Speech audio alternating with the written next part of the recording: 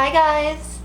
So I posted a few days ago a post on Instagram and I mentioned about my near-death accident where I had an out-of-body experience. And I got quite a few people saying that they were interested in hearing my experience and my story about what happened. And I did do a blog post a few years ago and I explained everything that happened, probably in more detail that I'm going to go into right now. So I will link my blog post down below in the description box so that if you want to read in more detail about what happened, you can do that. My accident happened when I was 15 years old. It was Good Friday, 1984.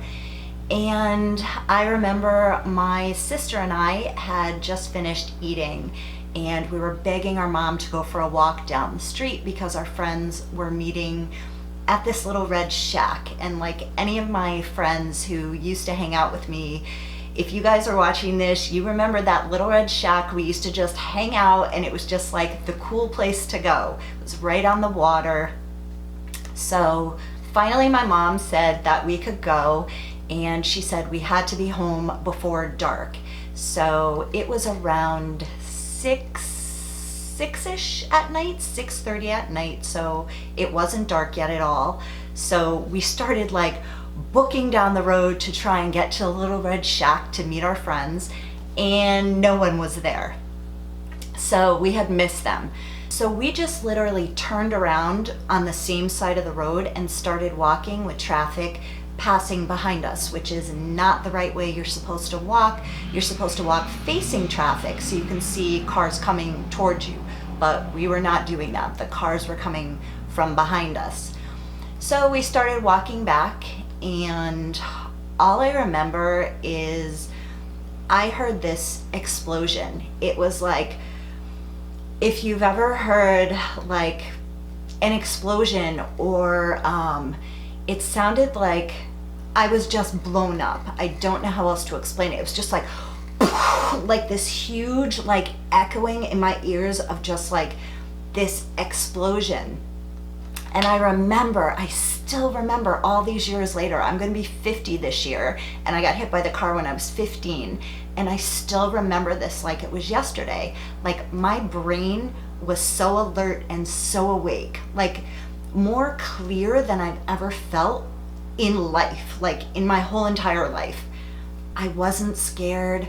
I wasn't thinking anything like this is like the scariest thing ever. I was so calm and alert and just chill. I don't know how to explain it. It's like I can say it and try and explain it to you guys, but the feeling is like nothing I've ever felt before when I was healthy and nothing was wrong with me at any point in my life. So I literally thought that someone blew us up, and I was thinking specifically in my head of who my friends were that were fooling around and threw like an explosive out the car window. Like that's how clear my brain was. I was like, yep, they threw an explosive out the window and blew me up. But I wasn't like, oh my God. I wasn't like, oh, I'm gonna die. Nothing. I was just like calm, and just all of these thoughts were going through my head. I remember feeling like I was laying down, like backwards, just cradled in this big surrounding of clouds. Like if you could imagine what it would feel like to jump out of an airplane and the clouds would catch you and you would just like fall into the clouds. That's what it felt like. I was just being cradled and comforted, and there was no fear and no pain, no anxiety, no sadness, no nothing. It was just so beautiful. And I didn't see anything like I've heard of people seeing a bright light, or people that have passed before, seeing God, seeing all of these significant things. For me, my experience was just the most beautiful, euphoric, comforted, incredibly peaceful feeling. Just something or someone was holding me, it's like the clouds were holding me and comforting me. There was no fear, no pain. It was beautiful. It was just so beautiful. I remember when I was in the hospital for about a week after I got hit, I could go back to that place. I was not doing well. I was stable, but had so many injuries that I was like delirious in the hospital. And I remember for a few days, I could go back to that feeling, like that beautiful feeling that I had when I got hit by the car and I had like died and came back. I felt that like a few more times in the hospital. And I remember one day, like a few days later, I was in the hospital for a total of like a month. And a few days later, I was just bawling my eyes out. And the nurse is like, "What's the matter? Like, are you okay? Did something happen? Are you feeling more pain?" And I'm like, no, I'm fine. Even at that point, I knew, how do you explain to anyone that I can't go back to that place that I went to when I died anymore? Like, I couldn't get there anymore. I couldn't find my way to that out-of-body experience again. And when I got hit, after I was thinking all of these things, like, wow, I just got blown up and I'm dead, and I know that I'm not in my body. Like, it was clear in my brain. I knew this.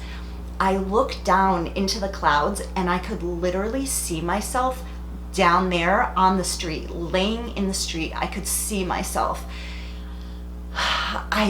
It was almost like looking through the clouds down. I almost not dove, not like a jumping off a diving board, but kind of just floated down through the clouds. I'm like, all right, I'm going down there. And I just like floated back down and just went like a leaf, like so gently, just flew down. And I just gently like went back into my body. And then it was like slam, like I couldn't breathe. It was like, ugh, it's like making me emotional because I went from that beautiful, euphoric, comforted, like no pain, no fear place to hell. It was the most pain, the most fear. I couldn't breathe. It was like a house was on my chest. I could hear my sister talking to me. She was walking in front of me, and when the car hit me, I flew up and kicked her in the back. She was okay. She didn't get injured at all, but I could hear my sister calling my name, and I couldn't talk. I couldn't breathe. In my mind, I wanted to say to her, "I'm okay, just give me a minute. I need to catch my breath," but no words would come out. I just want you guys to know that if you know anyone who has passed, or if you're in the situation where you know that you have something terminal in your life and you know that your life is not going to last much longer, or someone in your life is sick or not going to be here that much longer, or you lost someone, I want you guys to know that it's so beautiful. There's no fear and there's no pain. There's something more. There's something more. I didn't get to stay there. It wasn't my time, but I was one of those people who got to experience what it felt like for my soul to not be in my body and to have that choice to come back. We don't always have that choice to come back, but for some reason I did. And if I can help any one of you have some comfort from losing someone or going through a death yourself, I want you guys to know that it's beautiful and you'll be okay. And everyone who's left behind, you guys just know, like almost exactly 2 years ago, I held my dad, and my whole family was around him when he passed from cancer. And I was kind of the chosen one at the last moment, who was there with my dad, talking him through his death, because I had been there, and it was one of the hardest things I had ever had to do in my life. But the only thing that got me through, and I think helped my family feel comforted watching my dad pass, was that I said to him, "Dad, I know it's beautiful. I know you're okay. Just go with it." And I felt like I was kind of there with him because I had been there before.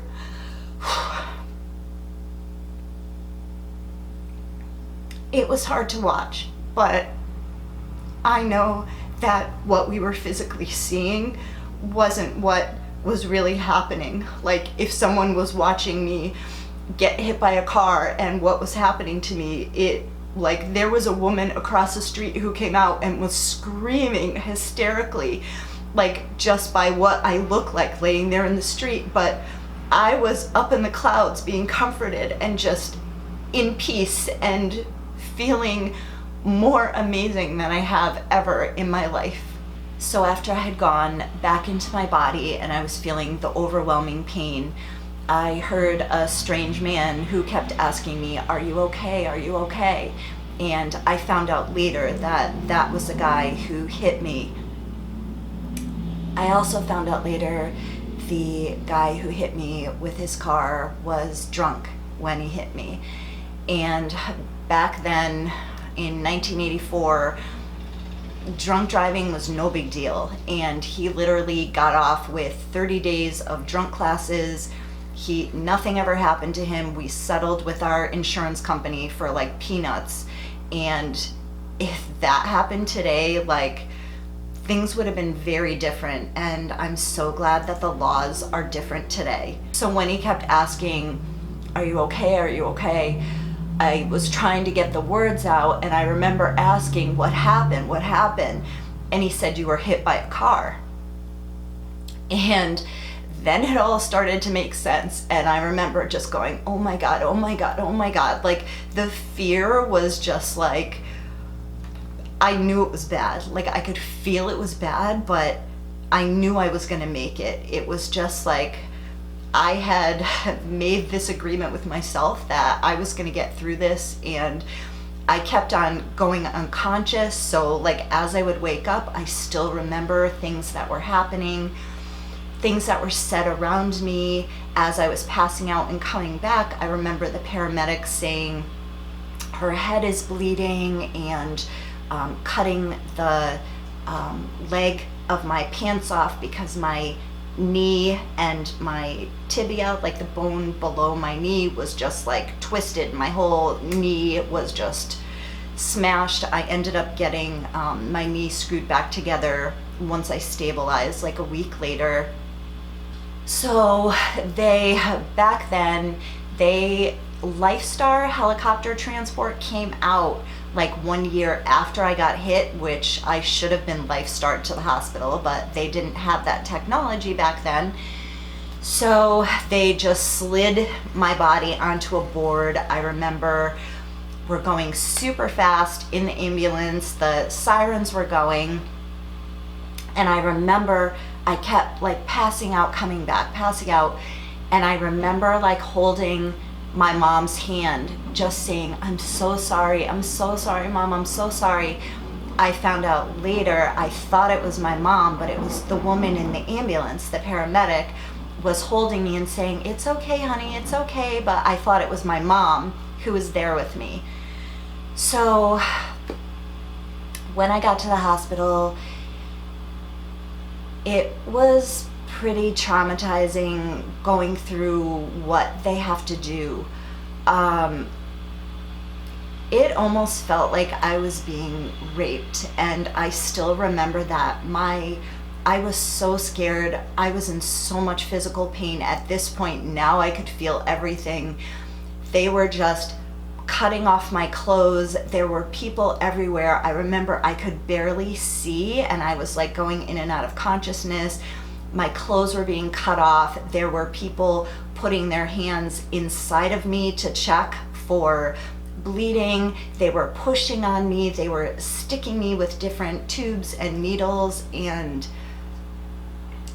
that still like traumatizes me to this day. I know they have to do that when you're in an emergency situation to make sure you're okay, but like that will forever stay with me. Then I remember they were taking me for x-rays and scans of my body, and I remember just laying there and there was no one around me. I was just like shivering, like my body was in shock, and I was just like freezing, shivering, and I remember just being like, someone help me, someone help me, and somebody came and piled blankets on top of me. The next thing I remember after that is I finally got to see my mom and my sister, and my sister, who was walking in front of me, thank God she was okay, not injured at all, but I cannot even imagine how traumatizing that was for her. I was 15, she was 13, to see your big sister get hit by a car and like watch her just laying there in the street. So my sister told me later that when I got hit and I wasn't answering her when I was laying in the street, she ran home to my mom's house. We were literally almost home. We were probably less than a half a mile, maybe a quarter of a mile away from our house. And my sister was so like in shock and so scared. She said she was just pounding on the door, like screaming, but the door was open. My mom had told me this later. And that's when my mom came to be with me in the street where I had got hit. I remember when I was laying there, actually, my mom was like, "It's okay, honey, you're going to be fine." Like this robotic, like, she was trying to stay so calm when like the other neighbor was like screaming hysterically. And my mom's told me later, a lot of this I had to be told because I was going in and out of consciousness. And my mom told me later the paramedics were asking the woman who came screaming out of her house and was hysterical if she was my mom. They thought, because my mom was so calm, she's like, "No, I'm her mother." But that's how my mom like stays calm. And I knew when I heard that calmness in my mom's voice, and I knew how bad it was by how I could feel, I'm like, okay, thinking to myself, you're making this worse, Mom, because I know you're so calm right now. Like, I know that it's really bad. So I was just so happy to be able to see my mom and my sister. And I remember my mom goes, "Oh, she didn't need stitches in her head." And they, because of all the other injuries I had, they had forgotten to stitch up my head, which had soaked the pillow with blood that my head was laying on. So lucky for me, they normally don't do this, but they had finally sedated me and they stitched up my head. And then I was admitted into the hospital for a month. So I ended up getting a really high fever while I was in there, and they were just trying to stabilize me. And as soon as my fever went away, I went in for surgery, and they screwed my knee back together. All of my injuries were my head. I cut open my head that they stitched back together. I had whiplash on my neck. I had internal bleeding in my like stomach area. My hips were broken.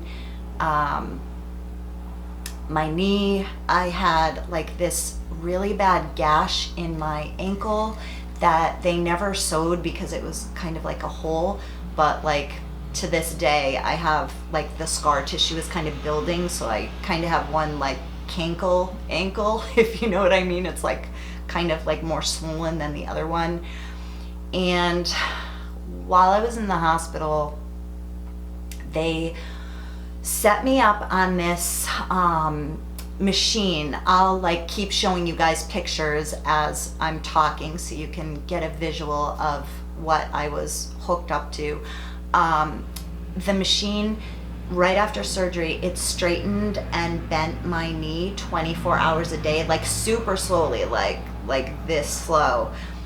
And it was so freaking painful, but I'm so grateful now because I have a really good mobility in my knee.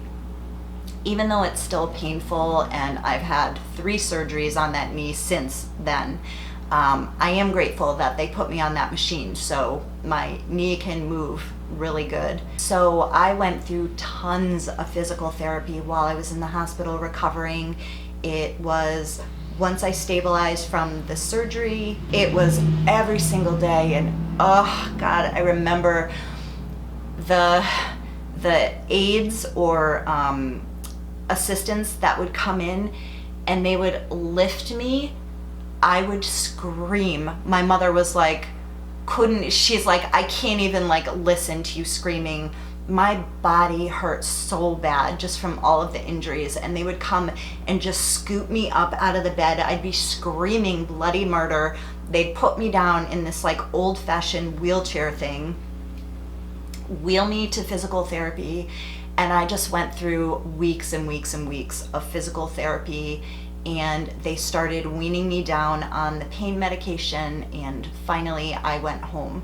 So after the accident, everything really changed for me. Like, I knew that it was time to start having children. At 16 years old, I knew this. It was almost like, now I look back and I can figure out why this happened, like why things happen in life. Like, what 16-year-old is like, yeah, I'm ready to have a child. Like, I read all the books. I was like the best mom. I was so excited. It was just like a planned thing. And now I realize that if I had waited too much longer until I got older, my body could never have handled having children. So I had all 3 of my children by the time I was 23 years old.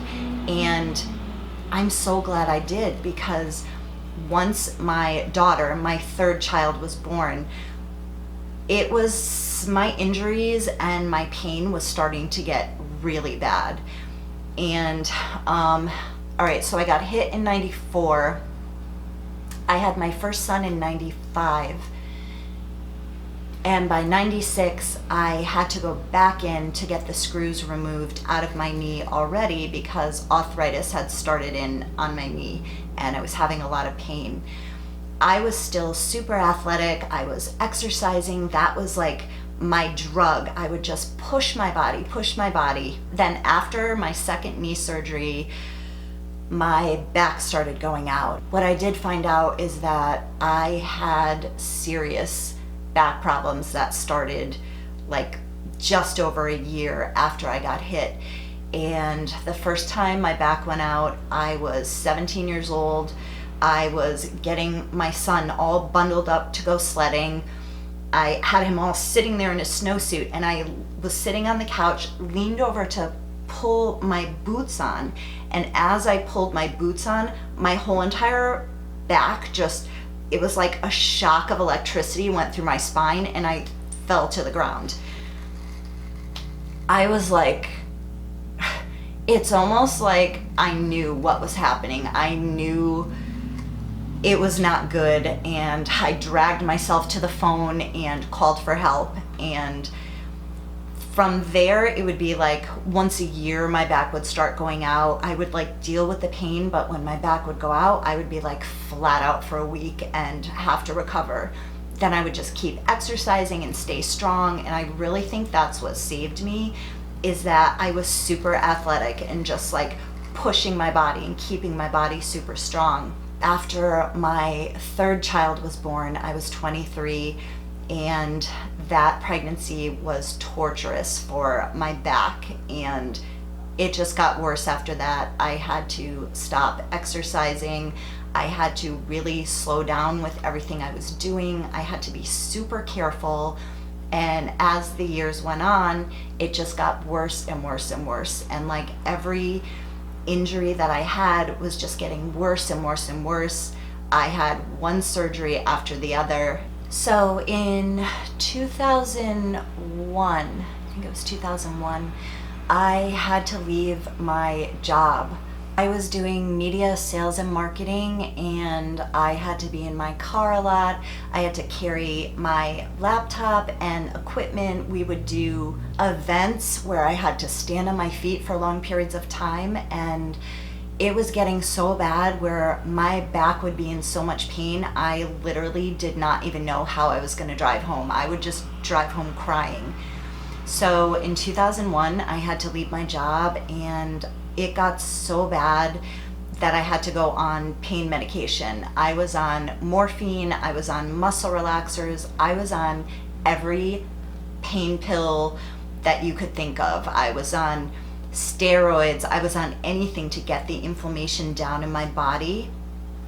And every doctor was telling me that they would not fuse my spine because I was too young at the time, and that if I fused 2 or more levels, that I would have no mobility in my back. So I waited, and they just drugged me up to shut me up, and I was basically bedridden for 2 years on morphine, on all of that other medication, just waiting for a miracle to happen.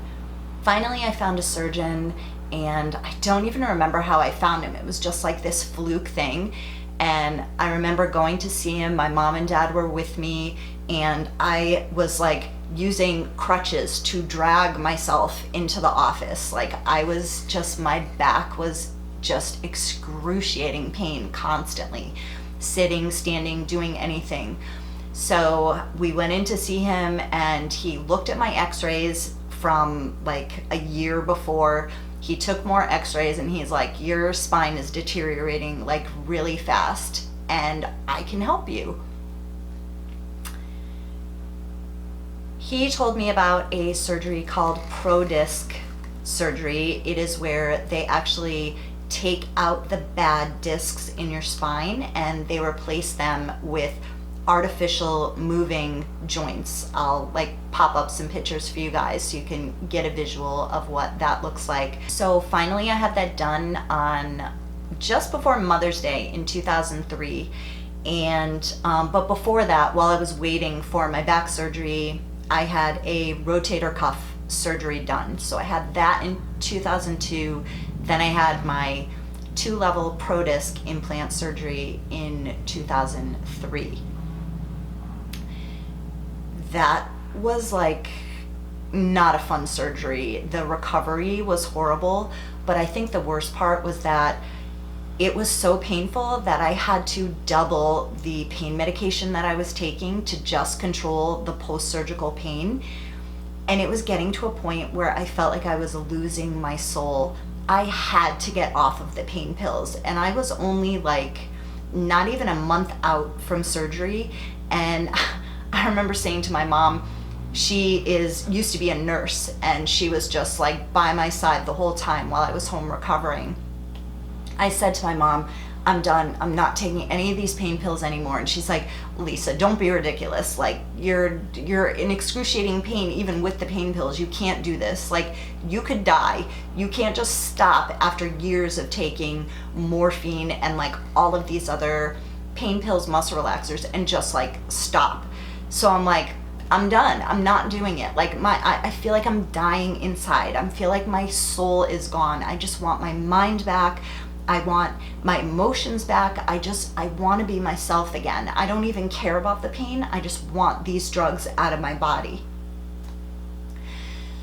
So she called my pain management doctor and said, Lisa is stubborn. She is not going to take her pain pills anymore. She is stopping them cold turkey. And what do I do for her? And they told her to give me Ativan, which is kind of like anti-anxiety, kind of like a calming type of drug. So that's all I used. And please, you guys, like, if you know anyone or you're trying to get off of pain pills, don't do it cold turkey. I went through full-blown withdrawal. Like, if you've ever seen a movie where, this is all I could picture when I was going through it, a movie that I've seen, like a heroin addict on the side of the street who is homeless and has no one to help them, and he can't get his heroin anymore, and he's like seizing and like freaking out and shaking and puking and sweating. Yup, that was me. There is no difference from what you see a heroin addict going through or any other kind of addict going through the withdrawal from pain pills. Whether you're abusing pain pills, whether you're taking them for pain, it does not matter. Like it's will do the same thing to your body.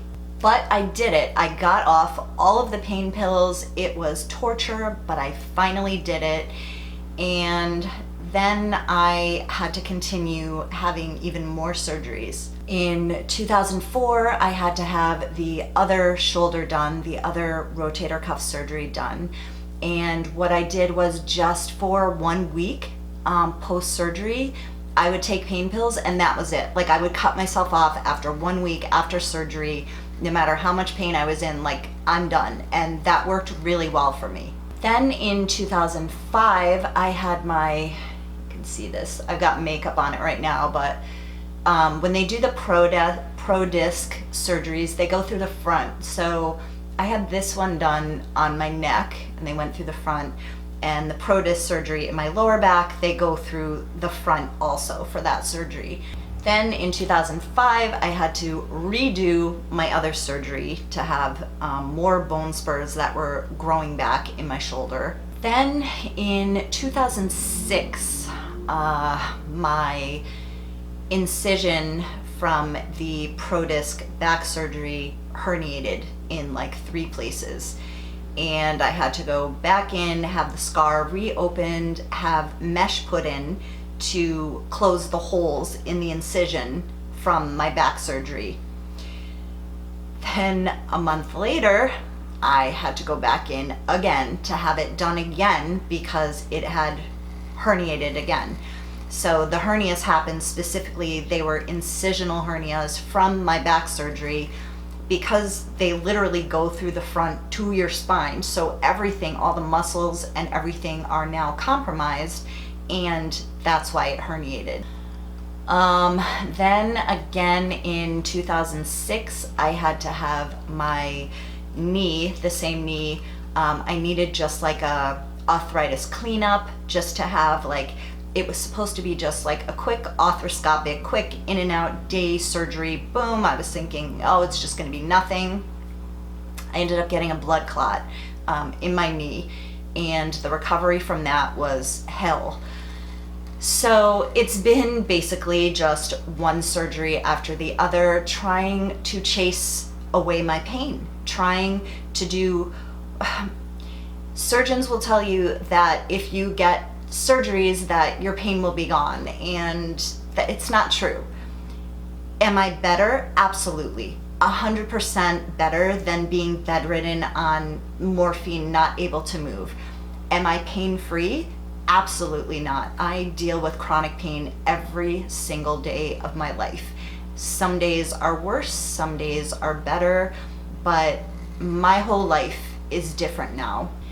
And I was really going through a place in my life where I was letting my anger for the guy who was drunk and hit me with his car take over.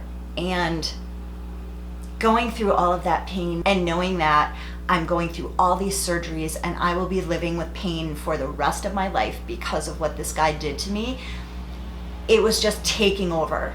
So I decided to find the guy who hit me, and he actually lives a few miles away from where I am now. So I knocked on the door and his wife answered, and I'm like, hi, can you tell me if Roger lives here and if he got into an accident and hit a girl with his car in 1984? And it was like she saw a ghost. She was just like looking at me, and she's like, yes.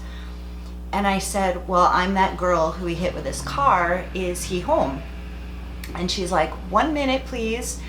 She closes the door, and I'm standing outside, and there was like snow up to my knees. Like nothing was like plowed or shoveled, and I'm just like standing there in the freezing cold felt like forever. So the door opens and I see him like standing there. It was like a raised ranch, so she's up on the balcony like watching us talk, and then the stairs go up like this and down like this, and he's just like standing right there. And I'm like, hi, I'm Lisa, I'm the girl that you hit with your car in 1984. And he's like, oh, how's your knee? And I was just like, not really great. And a lot more happened to me than my knee. I've been through a lot of surgeries and I deal with pain every day, and it's been really, really tough. And he's like, oh, gee, like, really? I thought you just broke your knee. I'm like, nope. So we talked a little bit, and I just felt like he just didn't get it. And I just said, well, I just wanted to let you know that I came here because I needed to forgive you. And is it okay if I give you a hug? And he's like, sure. And it was just really awkward. So I gave him a hug, and I'm like, well, thank you for talking to me. I turned around, opened the door, and my heart just started pounding, and I was like shaking and just bawling my eyes out. And I get in the car, and my son's like, what happened? And I'm like, he didn't even say he was sorry. He did not even apologize, not one time. Like, he has no idea what I've been through. He wasn't even sorry. I just cried and cried and cried all the way to my mom's house. So I went and saw my mom, and I told her, Mom, he didn't even say he was sorry. Like, I was just like, how can someone just like not be remorseful for what they did? My amazing mom says to me, Lisa, you didn't go there for an apology. You went there to look him in the eye and forgive him so you can move forward. Ugh. That's the answer, you guys. Like, we have to forgive. We have to forgive for everything, for things that are unthinkable, and for even the little things that we carry around. It's not worth it. We're not forgiving them for them. We're forgiving them for us. We have to release that from our hearts, from our souls. We just have to find something in us to want to heal enough to have to forgive anyone who ever hurt us in our lives. And I'm using the same thought process right now to get through the pain from my divorce and my ex-husband leaving me with basically no explanation and no warning, no nothing, pretending everything was fine and just bailing. I have to find the same forgiveness inside myself and let go of any feelings of anger and pain that I have from that.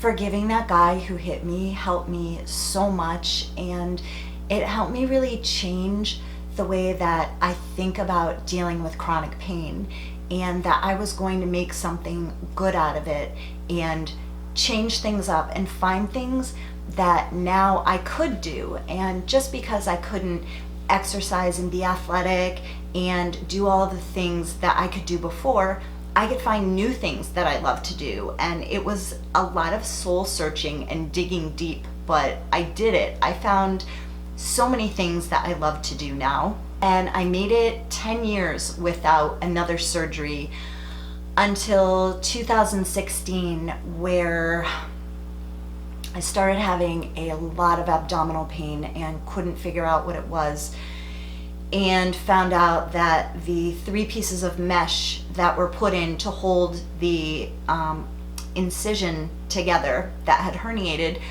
the mesh had started to move through my abdominal wall and was like going into my intestines, and I was just having so much pain and bloating and problems with that. So I finally went in for the mother of all surgeries, and I had the old mesh removed that was like lodged through the wall of my stomach, and they put a full sheet of mesh from my rib cage to my pubic bone to like inside the muscles. So it's like a sheet of armor in my belly right now. And I'm still dealing with pain from that. I'm still dealing with problems from that surgery, but the biggest thing is that you can't only think about your pain. You can't only think about what you can't do and why this happened to you and feel sorry for yourself.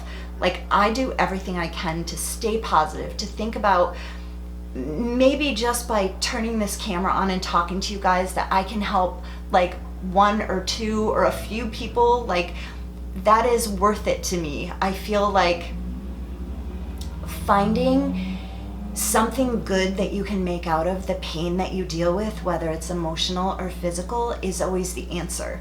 We have to let go of the anger, feeling sorry for ourselves, and find the good things that we can do to make out of what is happening to us. There is always someone who has it worse. Always. There are always people that are going through more pain than you, more life-threatening things than you, more. Like, it's not about us. It's about how we can help other people, how we can have compassion for what other people are going through. And I'm telling you guys my story today because some of you who maybe haven't been through something similar like this are probably like, oh my God, how can you go through this? But then there are people who are going to be watching this video who are like, oh, that's nothing. You have no idea what I've been through. It's not about comparing how much pain you're going through emotionally or physically. It's pain. And we all have pain. And nobody's pain is worse than anybody else's.